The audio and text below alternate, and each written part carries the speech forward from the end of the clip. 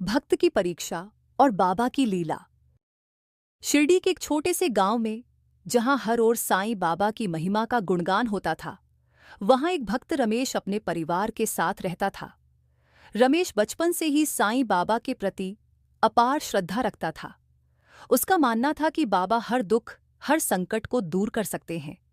लेकिन जीवन हमेशा आसान नहीं होता और रमेश के सामने भी एक कठिन परीक्षा आने वाली थी। रमेश एक गरीब किसान था, जो अपनी छोटी सी जमीन पर खेती कर अपनी पत्नी और 2 बच्चों का पालन पोषण करता था। लेकिन दुर्भाग्य से उस वर्ष बारिश बहुत कम हुई थी, जिससे उसकी फसल बर्बाद हो गई। पूरे गांव में अकाल जैसी स्थिति उत्पन्न हो गई। कई किसान गांव छोड़कर शहरों की ओर जाने लगे, लेकिन रमेश को विश्वास था कि बाबा उसकी सहायता करेंगे। रमेश रोज सुबह बाबा के मंदिर जाता, उनके चरणों में बैठकर प्रार्थना करता और चुपचाप अपने जीवन की परेशानियों का समाधान मांगता। बाबा की मूर्ति को देखकर उसे सुकून मिलता था, लेकिन उसकी समस्याएं कम नहीं हो रही थीं। उसके घर में अनाज खत्म हो चुका था। बच्चों को भूख से बिलखते देख उसकी आंखों में आंसू आ जाते थे। फिर भी उसने बाबा पर से अपना विश्वास नहीं खोया। एक दिन वह मंदिर में बैठा बाबा के सामने रो रहा था। तभी वहां एक वृद्ध व्यक्ति आया, जिसने फटे पुराने कपड़े पहने हुए थे। उसने रमेश से कहा, बेटा, मुझे बहुत भूख लगी है, क्या तुम मुझे कुछ खाने को दे सकते हो? रमेश को अपने हालात का ख्याल आया, लेकिन उसने बिना सोचे समझे अपनी जेब में पड़े आखिरी चावल के दाने उस वृद्ध व्यक्ति को दे दिए। वह व्यक्ति मुस्कुराया और बोला, बेटा, तुमने जो किया है उसका फल तुम्हें बहुत जल्दी मिलेगा। ये कहकर वह वृद्ध व्यक्ति वहां से चला गया। रमेश को समझ नहीं आया कि वह कौन था, लेकिन उसने इसे बाबा की कृपा मानकर स्वीकार कर लिया। उसी रात जब वह अपने घर में बैठा चिंतित था, तभी अचानक दरवाजे पर किसी ने दस्तक दी।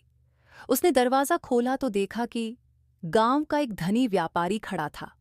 वह बोला, रमेश, मैंने सुना है कि तुम बहुत ईमानदार और मेहनती हो। मेरे पास एक बड़ा खेत है, लेकिन मेरी तबीयत खराब होने के कारण मैं उसे संभाल नहीं पा रहा हूं। अगर तुम चाहो तो मेरे खेत में काम कर सकते हो और बदले में तुम्हें अच्छा मेहनताना दूंगा। रमेश को अपनी किस्मत पर विश्वास नहीं हो रहा था। उसे बाबा की कही बात याद आई, सबूरी रखो, सब ठीक होगा। उसने व्यापारी का प्रस्ताव सहर्ष स्वीकार कर लिया। कुछ ही महीनों में रमेश की स्थिति पहले से बेहतर हो गई। उसने अपने खेत को भी संवारना शुरू कर दिया और धीरे धीरे उसकी जिंदगी में खुशहाली आने लगी।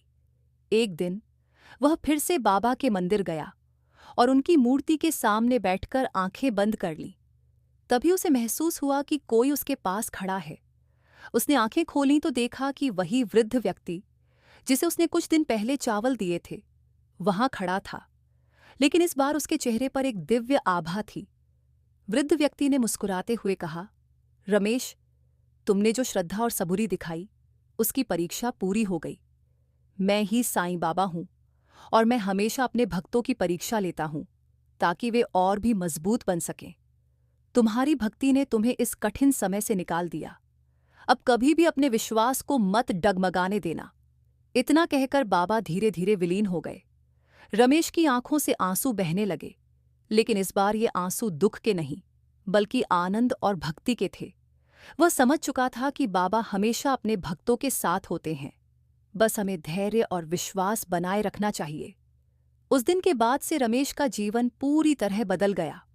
वह और अधिक मेहनत करने लगा, लेकिन अब उसे किसी चीज की चिंता नहीं थी, क्योंकि उसे पता था कि बाबा हमेशा उसकी रक्षा करेंगे।